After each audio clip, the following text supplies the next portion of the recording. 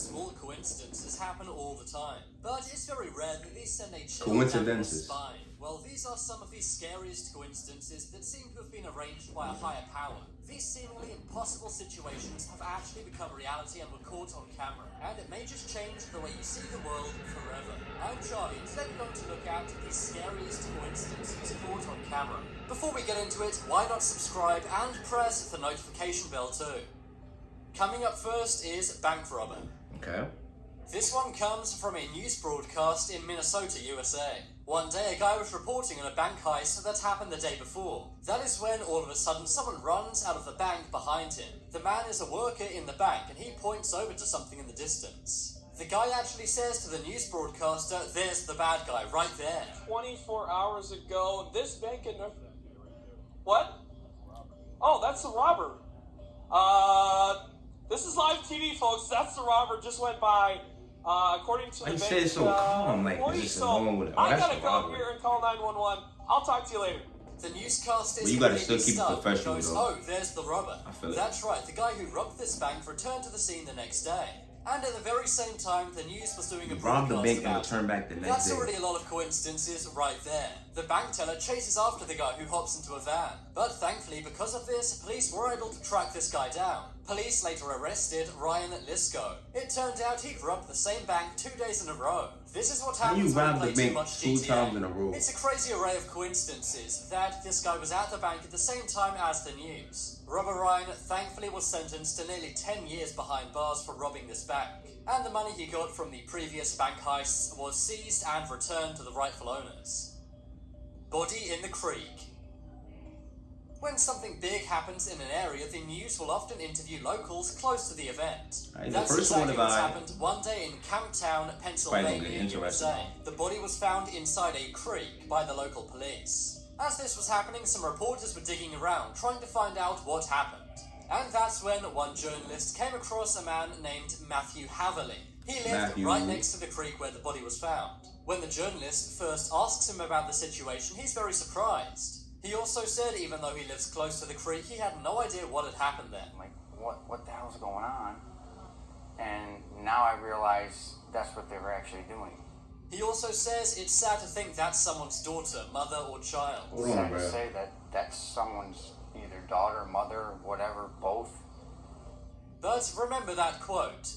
That's because hours later, cops realized that the woman in the creek was in fact Matthew's mother. That makes his comment about the body being someone's mother very, very creepy. Matthew said this was a gigantic coincidence. Bro, what? But the police didn't buy it and were very skeptical. He killed his Matthew mom. said when he was giving the interview, he had no idea it was his mom who was in the creek. In the interview, he even said the body was probably he wasn't even by no hitmen. emotions when he was Place talking. where people from the city would want to put a body because most likely they wouldn't be found. He said that's because it would be unlikely a body would be found there. But clearly it was, and police did not buy his explanation of his interview. In fact, they later arrested him after finding that same blue tarp in his shed. They raided his property and took him to court, and this video was even used as evidence in court. In May of 2019, he was sentenced to 14 years for this. But he still says that he was not behind what happened to his mom. He got 14 years? For killing his mom, he only get 14 years? One of the most defining moments in all of human history was World War I. That's because it led to World War II and then the modern world we have today. But everyone knows that the major event which kicked off World War I was the assassination of Archduke Franz Ferdinand. Of course, this took place while he was being driven in a limousine. This was a Graf and Stift limo.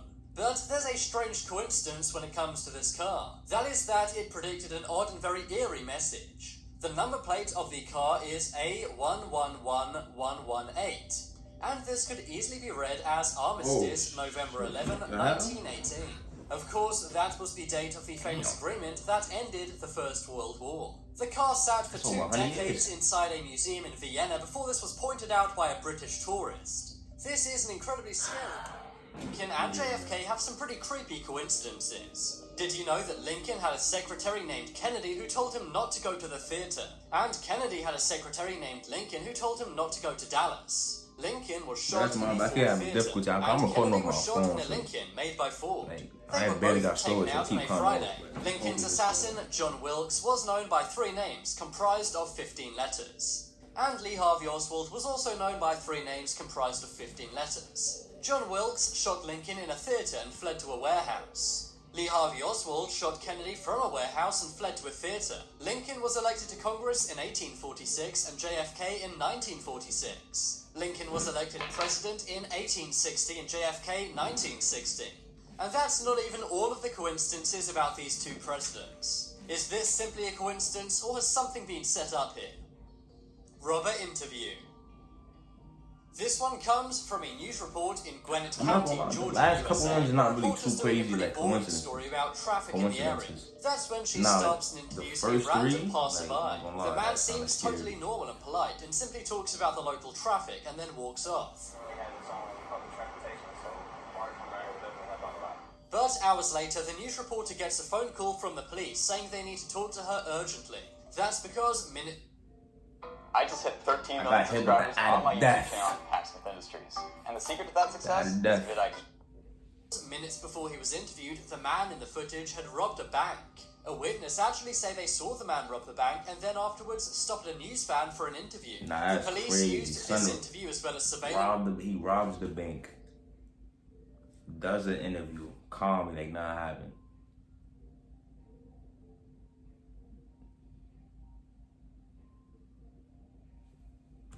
Footage of the guy's license plate to arrest him.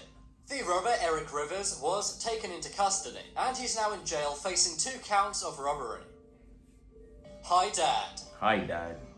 This one comes from a YouTuber named Jennifer Moan. Sadly, she lost her dad. But to remember him, she looks up to the sky and says, "Hi, Dad." Okay. This is a nice way to pay respects, but obviously it's a one-directional way of communicating. It's Alright. not like her dad can communicate back to her. Or can he? One day, she looked up at the sky and said, "Hi, Dad." That's when all of a sudden a glowing orb appears to come down from the sky.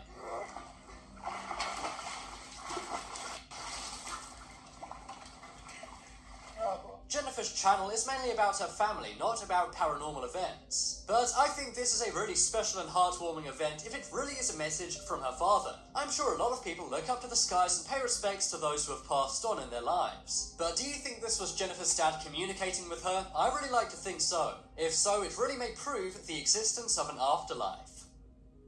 Convicts.